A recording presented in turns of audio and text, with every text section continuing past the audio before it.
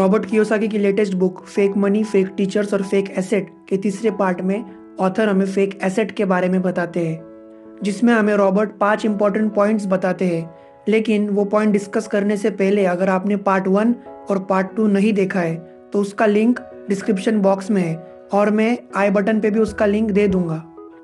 और साथ ही साथ अगर आप इस चैनल पे नए हो और आपने इस चैनल को सब्सक्राइब नहीं किया है तो आप इस चैनल को सब्सक्राइब कर सकते हो और बेल आइकन भी प्रेस कर देना ताकि आप इम्पोर्टेंट अपडेट्स मिस ना कर दो।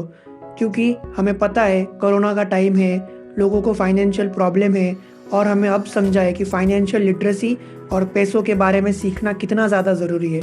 इसीलिए अगर आपको अमीर बनना है, पैसे के बारे में सीखना है तो आप इस चैनल को सब्सक्राइब कर सकते हो, वरना आपकी मर्जी।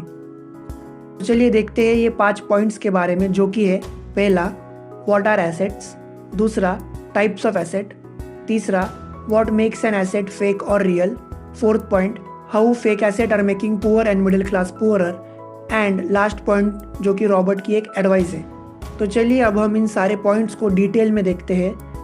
पहला है व्हाट आर एसेट्स।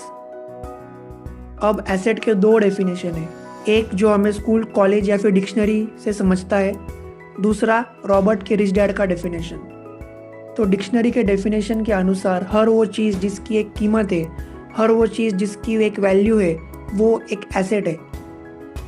और दूसरा डेफिनेशन जो कि रॉबर्ट कियोसाकी के रिच डैड का है, वो है हर एक चीज़ जो आपके पॉकेट में पैसा डालती है, हर एक चीज़ जो आपको पैसा बना के देती है, वो एक एसेट है। अगर हम डिक्शनरी के डेफिनेशन को देखें जो कि है everything which is valuable is an asset, तो अगर हम इस डेफिनेशन को देखें तो ये एक सही डेफिनेशन है, लेकिन ये 100-150 साल पहले सही था। अब ज़माना बदल गया है, ये एक इंफॉर्मेशन एज है।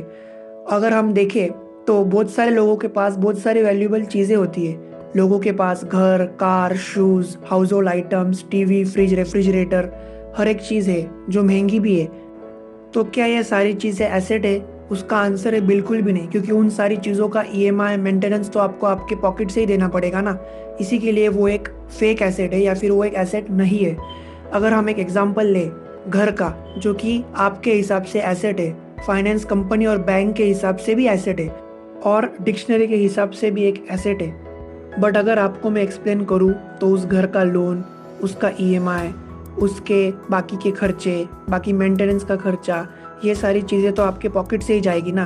बट फिर भी अगर फाइनेंस कंपनी कहती है कि वो एक एसेट है तो वो फाइनेंस कंपनी सही कह रही है, लेकिन पूरी सच्चाई ये है दोस्तों कि वो घर आपके लिए एसेट नहीं है, बल्कि उस फाइनेंस कंपनी या फिर बैंक के लिए एसेट है। क्योंकि आपने उस फाइनेंस कंपनी या फिर बैंक से लोन लिया है और उस लोन को आप ईएमआई के स्वरूप में भरोगे, जिसका आप इंटरेस्ट भी पे करोगे। और अगर आपकी सैलरी कम है तो आप ज़्यादा टाइम के लिए ईएमआई पे करोगे और इसीलिए ज़्यादा टाइम के लिए उस कंपनी को या फिर उस बैंक को आपसे पैसा मिलेगा। इसी के लिए आप और आपका घर उस कंपनी के लिए एसेट है, ना कि आपके लिए।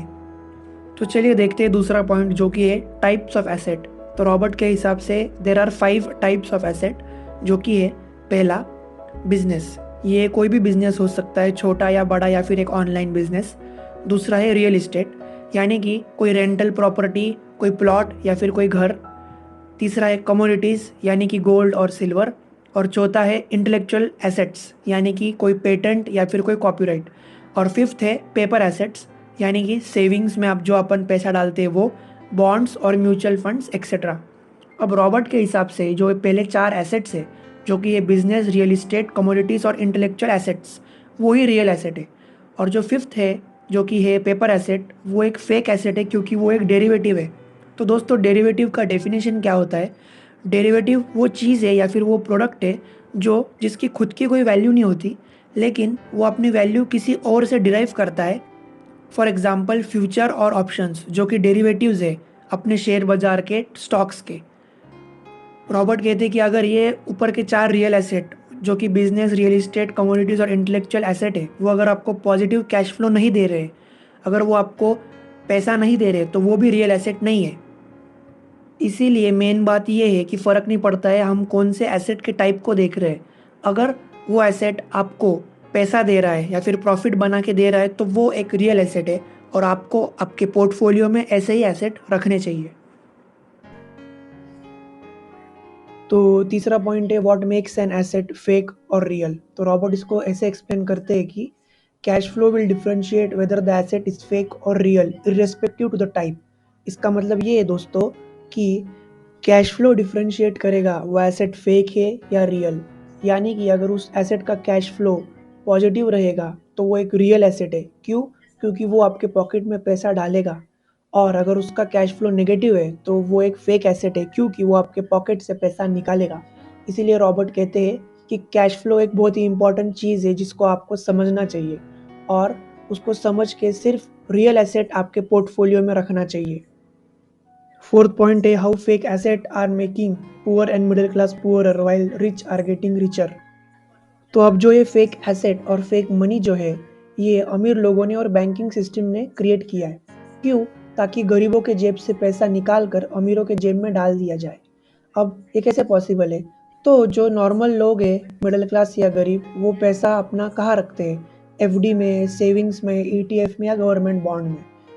क्योंकि हमें ऐसा लगता है और हमें ऐसा कहा जाता है कि ये सारी जगहों पे अगर पैसा इन्वेस्ट करोगे तो आपका पैसा सेफ रहेगा और आपका पैसा डूबेगा नहीं। इसी के लिए हम सब लोग यहीं पे इन्वेस्ट करते हैं। लेकिन जो अमीर लोग हैं, इस सिस्टम के द्वारा वो पैसे को विड्रॉ करते हैं लोन के स्वरूप में। यानी कि वो लोग लोन लेते हैं बैंकिंग सिस्टम से, और बैंकिंग सिस्टम उन्हें लोन दे भी देती है क्योंकि उनके पास कोलेट्रल होता है। अगर आपको मालूम नहीं है कि कोलेट्रल क्या है, तो मैंने इस पे एक वीडियो बनाया है जो कि इस सीरीज़ का पार्ट 1 है।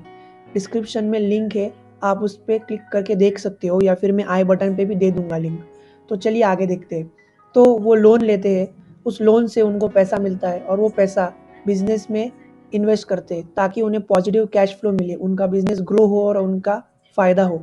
और इसी तरह इस फेक सिस्टम और फेक एसेट की वजह से गरीब और गरीब बनते जाता है और अमीर लोग और भी ज़्यादा अमीर बनते हैं।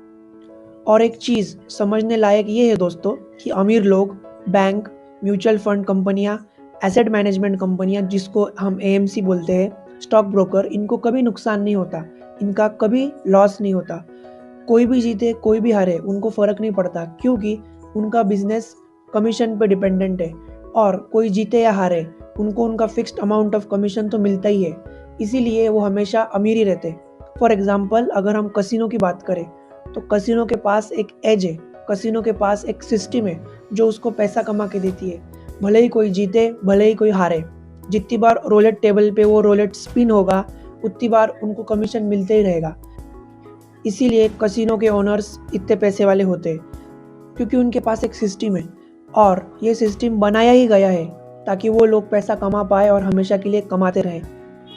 और इसीलिए रॉबर्ट हमें एक एडवाइस देते हैं जो इस पार्ट का 5th पॉइंट भी है, कि वो कहते हैं कि आपको रियल एसेट और फेक एसेट में फ़र्क समझना चाहिए, इसके बारे में और जानकारी हासिल करना चाहिए, आपको इस सिस्टम को समझना चाहिए, इस गेम को समझना चाहिए, बड़े लोग कैसे ऑपरेट करते हैं इस सिस्टम को वो समझना चाहिए। क्योंकि अगर हम देखें और समझें तो ये सिस्टम तो अनफेयर है और लोगों का नुकसान होता है क्योंकि वो इस सिस्टम को समझ नहीं पाते। बट यहाँ सब लोग पैसा कमाने बैठे हैं और यहाँ पे सब लोग अपना फ़ायदा ही देखेंगे। इसी के लिए आप इस सिस्टम को चेंज तो कर नहीं सकते हो, लेकिन आप इस सिस्टम को समझ के इसका फ़ायदा उठा सकते हो। इसीलिए रॉबर्ट कहते हैं कि आप इस सिस्टम को समझो और खुद के लिए एक सिस्टम क्रिएट करो, खुद के लिए एक बिजनेस क्रिएट करो जो कि आपको पैसा बना के दे, आपके पॉकेट में पैसा डाले। भले ही मार्केट बुलिश रहे या बेरिश, मार्केट नीचे गिरे या ऊपर जाए, आपको फ़र्क ना पड़े और आपके पॉकेट में पैसा आते ही रहे। इसीलिए रॉबर्ट कहते हैं कि बिजनेस क्रिएट करो और एक पॉजिटिव कैश फ्लो जनरेट करने वाले एसेट क्रिएट करो या फिर उसको एक्वायर करो।